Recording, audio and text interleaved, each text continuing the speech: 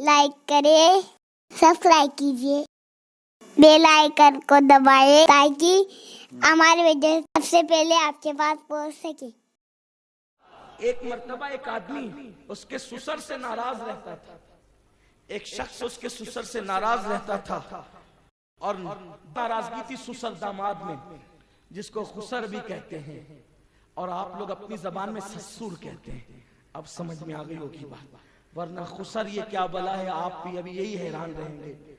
वैसे मैं समझता हूँ कि हफ्तावारी इज्तिमा में आने वाले तो इस कदर अभी माशाअल्लाह बहुत समझदार हैं और ये तो फारसी अशार भी समझने लगे। जब मैं नमी दानम चे मंजिल बूद शब्द जाए कि मनबूदम कहता हूँ तो सुभान अल्लाह से पूरी मस्जिद गूंज जाती है।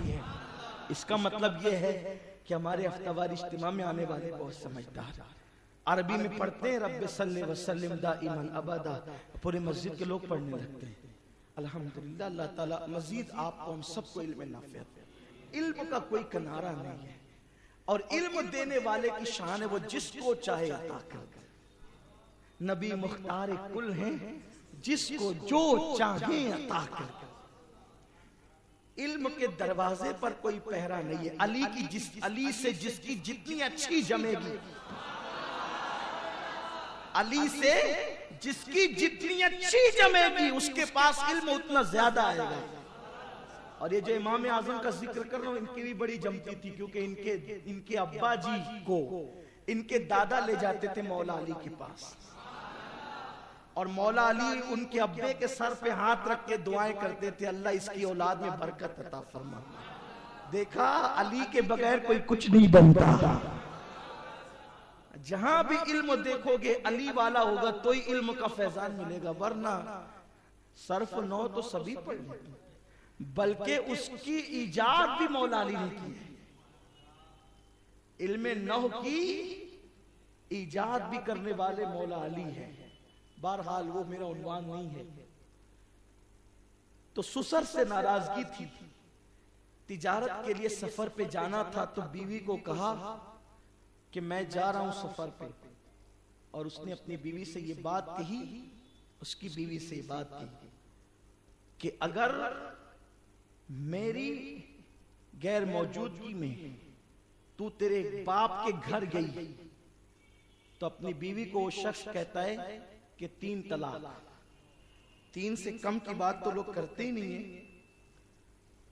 3 से कम की बात तो लोग करते ही नहीं। उस दौर का भी यही हाल था। हालांकि लोगों को मालूम होना चाहिए कि 1 तलाक देने पर भी तलाक वाकई हो जाती है, लेकिन उससे फायदा ये होता है कि फिर बाद में आपको 2 के चांस रहते हैं। ये उन्वान पे भी गुफ्तगू हो चुकी है। तो 3 तलाक की उस शख्स ने बात की।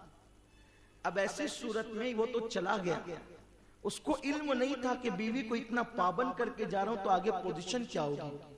वो गया तो उसका बाप बीमार पड़ गया। भाइयों ने, बहनों ने, माँ ने आकर बहुत समझाया, देख तेरा बाप बीमार है, इसने चल के देख ले। उसने कहा मैं नहीं आऊंगी, क्योंकि मेरे शौहर ने मुझे कैद लगाई और उसने कहा कि तेरे बाप के घर गई तो 3 तलाक, 3 पड़ जाएगी एक साथ। इसका मतलब उस दौर में भी 3 को 3 ही मानते थे, 3 को 1 नहीं मानते थे, क्योंकि ये 1 मानने वाले, 3 को 1 मानने वाले, ये 3 तस्लीस से पैदा नहीं हुए थे। उस वक्त की विलादत जो है वो वाहिद से ही हुआ करती थी, तस्लीस से नहीं होती थी। इसीलिए लोग 3 को 3 ही मानते थे। जुमले सख्त हो तो माफ कर दिया करें, इसलिए कि जिस वक्त गलती का इजाला करना हो तो फिर थोड़ी सी सख्ती करनी होती है, और इसमें हम मजबूर हैं, क्योंकि मजहब के मामले में अगर सभी मीठा मीठा कहने लगे तो फिर हक कौन कहेगा यार? कोई हक कहने वाला भी तो चाहिए ना। इन तस्लीसियों से कहो, इन तस्लीसियों से कहो कि दूसरी सदी में भी लोगों का मिजाज यही था, औरतों का मौकिफ भी यही था कि 3 देंगे तो 3 बातें होगी, 3 देंगे तो 1 नहीं कहलाएगी। इसलिए उसने कहा कि 3 की बात कही है उसने, मैं नहीं आ सकती। इत्तेफाक से उसका बाप मर गया। इंतकाल हुआ तो चूंकि बेटी थी ना, बीमार हुआ, अलील हुआ, साहिब फराश हुआ, सीरियस हुआ, बहुत बुलाना आया, बार बार नहीं गई। लेकिन मैयत हुई तो लोगों ने कहा तेरे बाप का आखिरी दीदार तो कर ले। अब बेटी थी, बेटी को बाप से ज्यादा प्यार होता है। उसने सोचा कि आखिरी दीदार अगर ना करूंगी तो जिंदगी भर पछताऊंगी। वो चली गई, मरने के बाद चली गई और गई बाप के कफन दफन में शरीक हुई। लेकिन जब वापस लौटी तो अब पूरे इलाके के अंदर मसला हवा बन गया कि तलाक हुई कि नहीं हुई। अब बात तो एकदम सीधी सादी थी ना। ये मसला तो होटल पे बैठने वाले हमारे मालेगांव के मुफ्ती भी हल कर सकते हैं ना, जो अखबार पढ़ते फतवा देते हैं, वो लोग भी तो हल कर सकते हैं ना मसला। क्या कि भाई अगर किसी ने ये कह दिया उसकी बीवी को कि तेरे बाप के घर गई तो 3 तलाक, चली जाएगी तो 3 तलाक हो जाएगी ना, बोलो कोई पेचीदा ही है। तो उस दौर के सारे मुफ्तियों ने यही फतवा दिया कि उसकी तलाक वाक़ई हो गई। अब वो अपनी शौहर के साथ, शौहर आया बहुत परेशान हुआ, लेकिन दानिशमंद था वो। उसने कहा कि वाकई ये गई, मेरी बात को इसने इतनी लाज रखी कि बाप के जीते जी, बीमार पड़ने के बाद भी नहीं गई, सीरियस होने के बाद भी नहीं गई, सकरात के आलम में भी नहीं गई, लेकिन मरने के बाद आखिर बेटी थी ना, आखिरी दीदार के लिए तो उसको जाना था, चली गई। ठीक है कोई बात नहीं, लेकिन गलती तो मैंने की। मुझे नहीं पता था कि मर जाएगा, ससुर मर जाएगा, ये नहीं पता था उसको। उस शख्स ने सोचा कि लेकिन मरता क्या नहीं करता, खूबसूरत बीवी को मैके पहुंचा दिया। अब अकेला रहने लगा तो बहुत टेंशन हुआ, इसलिए कि जब तक बीवी होती है ना तो उसकी कदर नहीं होती लोगों को। जब चली जाती है तो तब पता चलता है कि तेरे औकात क्या है। और एक बात आपसे कहता हूं, हंसी में न लेना, ये बात समझो, बीवी पैर की जूती नहीं है, लेकिन बीवी सर का ताज भी नहीं है। जो लोग बीवियों को गुलाम और कनीज की हैसियत से रखते हैं, थोड़ी थोड़ी मामलात में उनको डांटते हैं, गालियां देते हैं, माँ बहन निकालते हैं, उनको चाहिए मेरे अजीज, अगर जन्नत में भी बीवी ना हो तो जन्नत का हुस्न भी इंसान को अधूरा लगता है। हुस्न जन्नत भी इंसान को अधूरा लगे, ये दुनिया क्या है। अरे नादान, जुमा के दिन औरतें घर से चली जाती है तो घर सुना सुना लगने लगता है।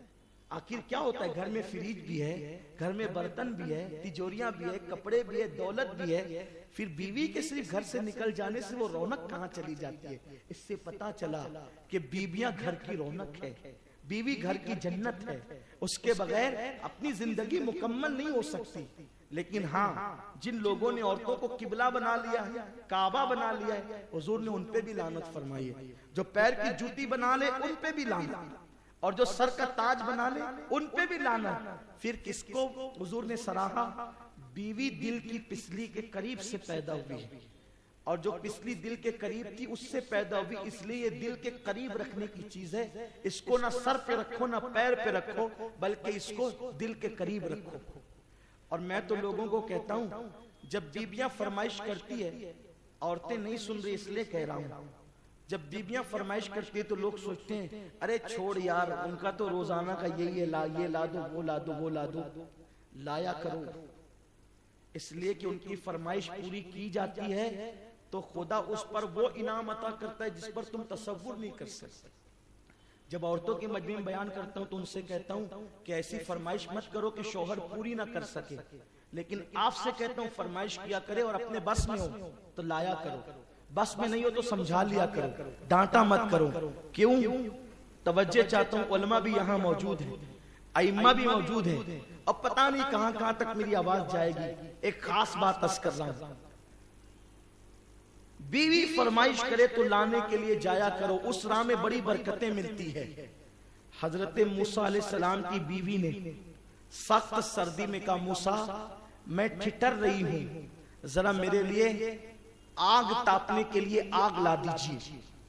इस जंगल में आज से कमोबेश 4000 साल पहले की बात है, कमोबेश जंगल में आग चाहिए। तो आग कोई ऐसा तो नहीं थी कि चलो टाफी की भट्टी जल रही है तो ले आए, रोट की भट्टी लगी है तो ले आए, ईट की भट्टी लगी है तो ले आए। जंगल है, वादिये तूर है, तूर सीना का मकाम है, और बीवी सर्दी में कहती है मेरे लिए आग लाओ। मूसा ने मना नहीं किया अलैहिस्सलातु व तस्लीम। अब तक मूसा को नबुव्वत नहीं मिली। वो मूसा जो जनाब शुएब की बकरियां चराते हैं, बीवी को वापस ला रहे हैं, और बीवी ने कहा आग चाहिए, आग लाना मुमकिन न था, किया, सोचा बीवी ने मांगा है, चलो कोशिश तो करते हैं, आग ला और आवाज आई अल्लाह अकबर या मूसा इन्नी अल्लाह, अल्लाह अकबर। फिर खुदा ने हम कलामी का शरफ उनको अता फरमाया, आग लाने गए थे बीवी के लिए, अल्लाह ने नबूवत और रिसालत अता फरमाया। खुदा की देन का मूसा से पूछिए अहवाल आने जाए और पैगंबरी मिल जाए, लेकिन आग किसके लिए, मुतालबा किसका पूरा कर रहे थे? हजरत मूसा अलैहिस्सलाम मुतालबा किसका पूरा करते? बीवी का मुतालबा पूरा। इसका मतलब बीवी का मुतालबा पूरा करने के लिए घर से निकलो तो खुदा मिल जाता है। अगर उसमें इखलास होती, इसका मतलब बीवी टिश्यू नहीं है कि आप पसीना पोंछ करके फेंक दें, नहीं, अल्लाह ने उसको दिल की पिसली के करीब बहरहाल अर्ज कर रहा था कि उस शख्स ने बेचारे ने सोचा नहीं था कि मेरे जाने के बाद मसला इतना गंभीर हो जाएगा, और बीवी को पहुंचा दिया, अकेले अकेले रहने लगा। तो लोगों से बहुत टेंशन में रहता था। किसी ने कहा एक काम कर, इमाम आजम के पास जा, इन्नमा यख्शल्लाह मिन इबादिहिल उलमा, जो अल्लाह से डरने वाला इल्म वाला होता है फिर उस कैसे वो तजल्लियात बिखेरता है। इमाम आजम के पास जा, उसने कहा मसला तो सब लोग हल कर चुके हैं ना। उसने कहा जा तो सही इमाम के पास जा। इमाम के पास आया, सारा सवाल बयान किया। अब जब सवाल बयान किया तो इमाम आजम ने कहा किसने कहा तलाक हुई? तलाक तो नहीं हुई, जा तेरी बीवी तेरे निकाह में बाहर नहीं निकली। ओहो, वो तो बहुत खुश हो गया। सोचो जो बीवी को मुतल्लिका समझ करके घर पहुंचा चुका हो और गोया कि जिसकी सारी आस टूट गई हो, बताओ उसको निकाह करते वक्त जितनी खुशी नहीं हुई होगी ना, सवाल का जवाब सुनते वक्त उसको उतनी खुशी हुई होगी। उसकी खुशी की इंतहा ना रही। वो तो बीवी को लाया, शान से रहने लगा, लेकिन पूरे कूफा के अंदर हल्ला मच गया। पहले की तरह अब भी नोमान अपनी आदतों से बाज नहीं आया, अब भी वो गलत मसले बयान करता है। देखा कितना वाज़ेह मसला, छोटा सा मसला है और गलत बता दिया। जब ये सारे लोग अहले इल्म इस तरह के प्रचार से दो चार हुए तो किसी ने कहा यार हक और दयानत का तकाजा ये कि उससे चल के पूछना चाहिए कि उसने ये गलत मसला आखिर क्यों बयान किया, अपनी आखिरत क्यों खराब की गलत मसला बयान करके। तलाक होने के बाद तलाक नहीं भी ये क्यों कहा? चलो तो सही, देखे तो सही। जब लोग पहुंचे और पहुंचने के बाद का इमाम आपने इतने आसान मसले में गलती कर दी। इमाम ने फरमाया कौन से मसले में? कहा वो उसके ससुर से जो नाराज था, उसने कहा था कि अगर अपने बाप के घर जाएगी तो तलाक, तो बाप के घर गई तो तलाक नहीं हुई। फरमाया गौर तो करो, वो बाप के घर कब गई? बीमारी में गई? नहीं। सकरात में गई? नहीं। फिर कब गई? मरने के बाद गई, कफन दफन में गई। फरमाया क्या तुमको ये मसला नहीं मालूम है, जब इंसान मर जाता है तो उसका घर फिर उसका नहीं रहता, वो उसके वारिसों का हो जाता है। उसका घर उसका नहीं रहता, वो उसके वारिसों का हो जाता है। और बाप की वरासत में बेटी का भी हिस्सा है, तो वो बाप के घर कहाँ गई? वो तो अपने घर गई थी। कहा था कि बाप के घर जाएगी तो तलाक होगी, वो बाप के घर नहीं गई, वो तो खुद अपने घर गई। तो अपने घर गई, तलाक कैसे हो सकती है? तब लोगों ने कहा हनीफा अबू हनीफा, तू जहां से बोलता है वहां तक किसी की अक्ल की रिसाई हो नहीं सकती। अल्लाह ने तुझे इतनी अक्ल अता की है कि अगर तेरी अक्ल से दुनिया की अक्ल का मुआवजा किया जाए तो दुनिया की अक्ल तेरी अक्ल के आदी होकर के रह जाए। कमेंट शेयर जरूर करिए।